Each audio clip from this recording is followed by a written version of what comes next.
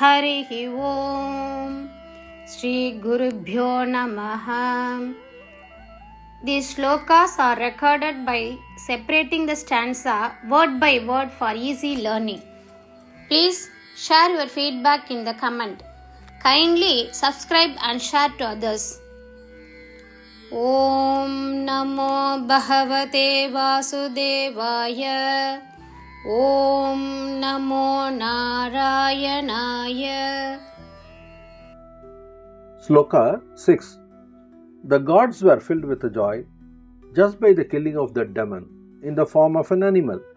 It felt to them like you had performed a new Ashwamedha horse sacrifice. In great delight, they praised you and gave you the name Keshava, the slayer of Kesi. ஸ்லோகம் 6. மிருக வடிவில் இருந்த அந்த அரக்கனை கொன்றதால் தேவர்கள் மகிழ்ச்சியில் திளைத்தனர். நீ ஒரு புதிய அஸ்வமேத யாகம், அதாவது குதிரையை வைத்து செய்யும் யாகம் செய்தது போல் அவர்களுக்கு தோன்றியது.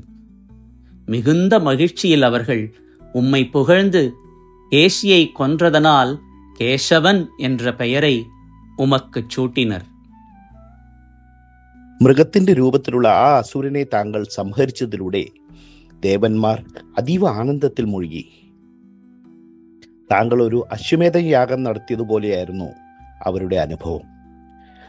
അതീവ ആനന്ദത്തോടെ കേശിയെ വധിച്ചവൻ എന്ന അർത്ഥത്തിൽ അവർ താങ്കളെ കേശവ എന്ന പേരിൽ പാടി സ്തുതിച്ചു. ശ്രീമൻ നാരായണീയം ദശകം 71 ശ്ലോക 6.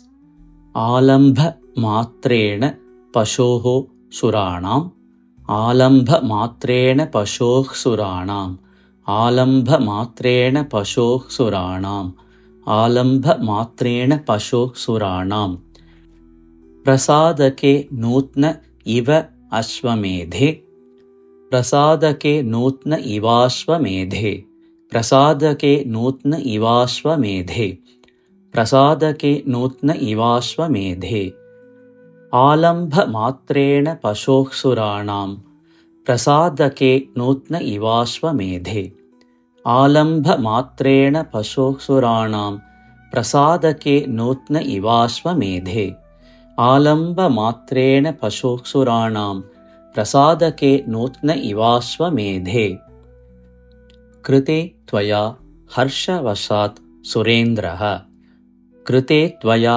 ഹർഷവശാത് സുരേന്ദ്രഃ കൃതേ ത്വയാ ഹർഷവശാത് സുരേന്ദ്രഃ ത്വാം തുഷ്ടുവുഃ കേശവ നാമധേയം ത്വാം തുഷ്ടുവുഃ കേശവ നാമധേയം ത്വാം തുഷ്ടുവുഃ കേശവ നാമധേയം കൃതേ ത്വയാ ഹർഷവശാത് സുരേന്ദ്രഃ ത്വാം തുഷ്ടുവുഃ കേശവ നാമധേയം കൃതേ ത്വയാ ഹർഷവശാത് സുരേന്ദ്രഃ ത്വാം തുഷ്ടുവുഃ കേശവ നാമധേയം കൃതേ ത്വയാ ഹർഷവശാത് സുരേന്ദ്രഃ ത്വാം തുഷ്ടുവുഃ കേശവ നാമധേയം ആലംഭ മാത്രേണ പശോഃ സുരാണാം പ്രസാദകേ നൂത്ന ഇവാശ്വമേധേ കൃതേ ത്വയാ ഹർഷവശാത് സുരേന്ദ്രഃ ത്വാം തുഷ്ടുവുഃ കേശവ നാമധേയം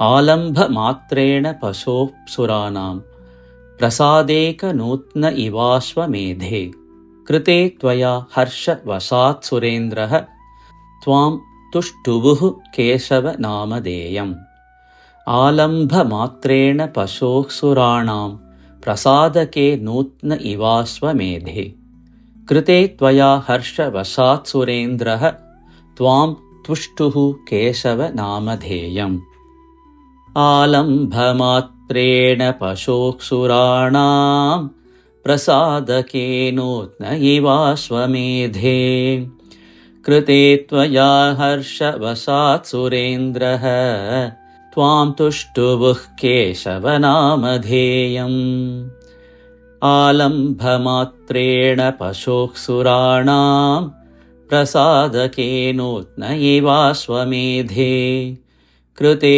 ത്വയാ ഹർഷവശാത് സുരേന്ദ്രഃ ത്വാം തുഷ്ടുവുഃ കേശവ നാമധേയം आलम्भमात्रेण पशोः सुराणां प्रसादकेनोत्न इवाश्वमेधे कृते त्वया हर्षवशात् सुरेन्द्रः त्वां तुष्टुवुः केशवनामधेयम्।